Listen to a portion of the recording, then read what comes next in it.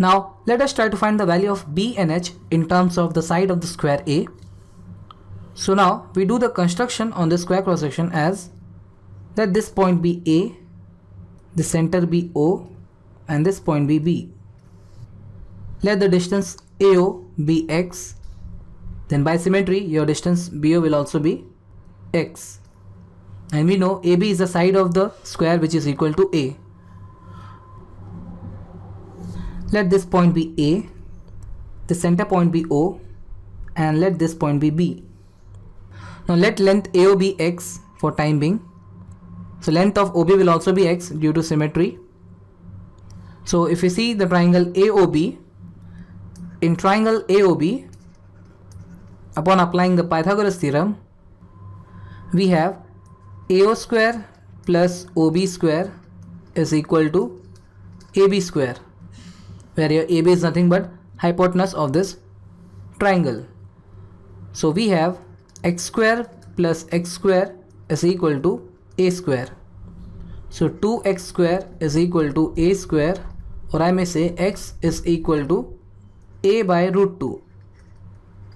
So if you see, your x is nothing but your height of this triangle. So we have h is equal to a by root 2, and if you see, your b is 2 times of x, so we may write b is equal to 2 times of a by root 2 will be equal to root 2a.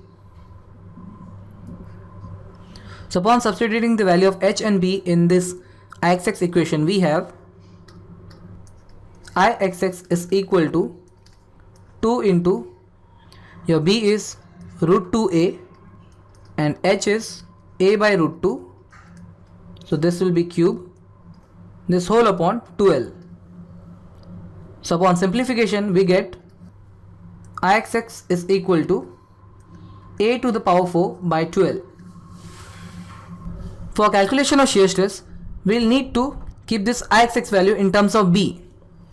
So we show the values of h and b in this section. So we see that your h is b by 2. Now upon substituting the value of h in terms of b in this equation, we have Ixx is equal to 2 into b into h is b by 2, so b by 2 cube, this whole upon 12. So upon solving, we get the value of Ixx as b to the power 4 upon 48. Now again, if you substitute the value of b in terms of a, we'll have your Ixx as root 2a to the power 4 upon 48. So upon simplification, we get the value of Ixx as a to the power 4 upon 12.